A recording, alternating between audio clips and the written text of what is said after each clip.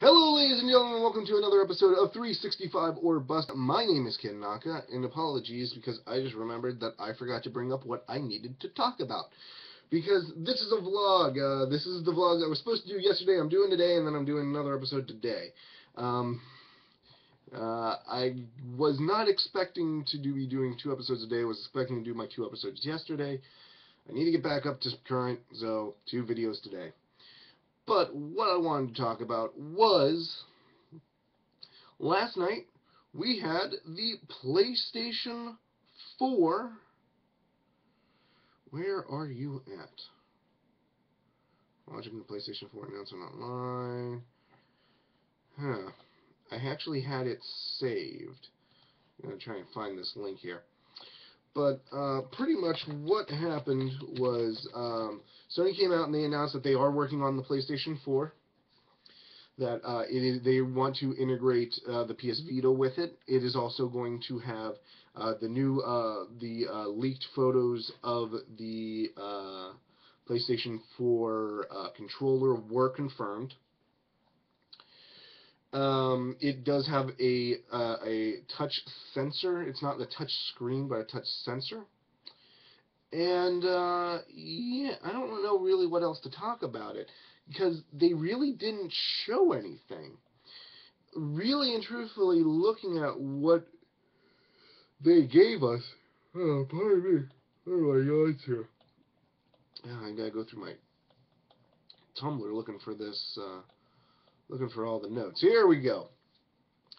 But they really didn't show anything. They really didn't show us anything important, anything that we, didn't already know was coming. We did get an announcement window. It will be released this year, holiday 2013, so that's usually what they usually shoot for is a few weeks before Black Friday is what they shoot for. So expected probably November 7th or somewhere between November 7th and November 15th. That's usually when they like to set out their consoles whenever they're going for that release, because they want them on the shelves for Black Friday. Of course, the controller was revealed. A brand new thing about the controller, it has a share button. This will actually allow you to share whatever you're doing with people all over the world. Now, they actually talked about the fact that you will be able to stream games via the PlayStation, that you can live chat actually with it. The only problem that I saw was that they talked about you can transmit to YouTube and Ustream. They didn't talk about Twitch TV, which makes me kind of worried, because Twitch TV, whether you like them or not, they are the top of the food chain when it comes to recording, when it comes to broadcasting games. If I can't broadcast my solo games, like if I'm playing like Ultimate Marvel vs. Capcom 3 or something like that, if I can't broadcast that to Twitch, I'm not broadcasting that to my core demographic. That is plain and simple. Video games are streamed on Twitch. So it'll be interesting to see if they do actually come out and say, no, you can also send it out to Twitch, which would be a very, very good improvement. But until they do that, we're going to have some problems. Of course, they talked about the fact that they're going to support free-to-play and episodic gaming. And they want to look outside of the $60 model, which makes me happy, because I'm sick and tired of seeing the $60 model, especially when it comes to downloaded games. As far as downloaded games are concerned, I'm getting a diminished experience when I buy a downloaded game. I don't get the manual. I don't get a guide. I don't get any of the like cool little features that you might get because you pre-ordered it from GameStop. I don't get any of that stuff. So the question is that why am I paying $60 for that? Answer is of course we're probably going to maybe actually see the price of games drop, especially with this, because now your core people, I have a feeling that more core people are going to go the way of direct download. They aren't going to worry about a disc. Yes, it's nice to have a disc, but and to play both sides of the coin. And if this company ever goes out of business, you have a way to play this game. There are some NES games that that Nintendo's never going to release that a lot of people like. You're never going to see those games again. The only way to get it is if you find an NES cart. So there is something to that. Hardware details, very interesting thing. It's a 68. It's an 86 X. It's an x86 structure CPU, an enhanced PC GPU, and 8 gigabytes of RAM. Shared RAM, that is. So everything that the developers wanted, they pretty much got for their machines. You now have pretty much the standard base computing machine that everybody has. That's pretty much your what your PlayStation is going to be running. Of course, talked about the sharing download plans. Instant game starts and remote play. They are now going to work about streaming games, kind of like OnLive. It really didn't work for OnLive, and I worry about it here. The main reason is because they even talked about the fact that there's a lag whenever you're playing your PlayStation Vita over a network and you connect back to your PlayStation 3 and you try playing your PlayStation 3 through your PlayStation Vita, like from way away. They talk about the fact that the lag is unbearable. You can't really do anything with it. And they say, we're going to make it better. But how much better can you really make it? Because your response time is always going to be slower. It's something worth noting.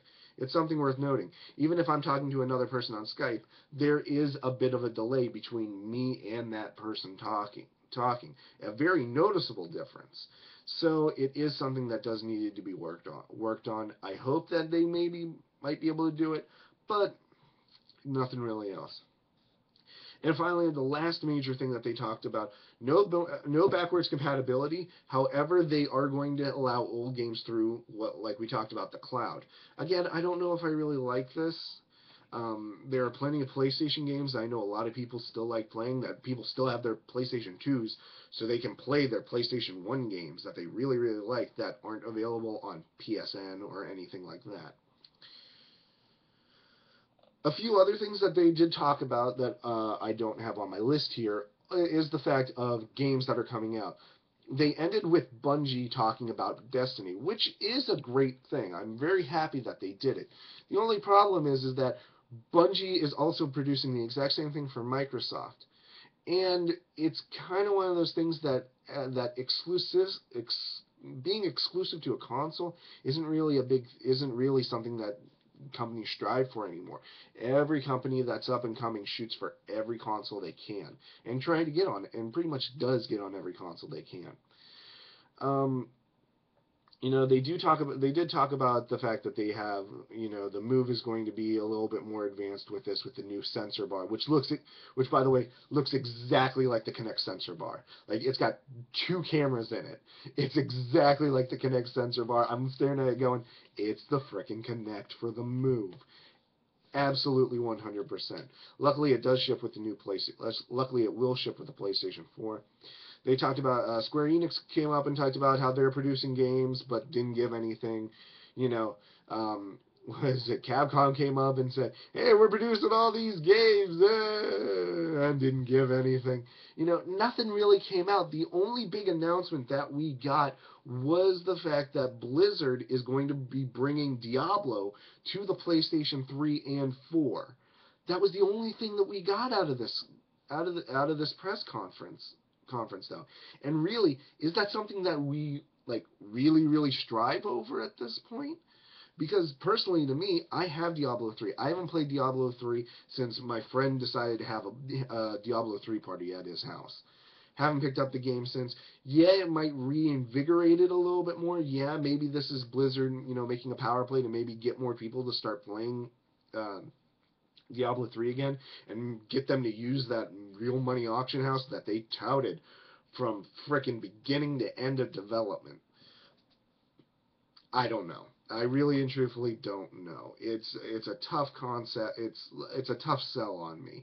I'm going to be going to, but that about does it for me. I will be at PAX East March 22nd through the 24th, and I will definitely be stopping by the PlayStation booth to see anything and everything that they have. Oh, one last thing. They didn't announce a price point, and they didn't show the console. They showed the controller, and they gave a date, but they didn't give us a price or what the console will look like. That about does it for me on this episode of 365 Robust. Stay tuned for another episode right after this where we continue to play Pokemon. I'll see you guys later. And what are we going to play next? It's Pokemon. It's Pokemon. It's Pokemon. See ya.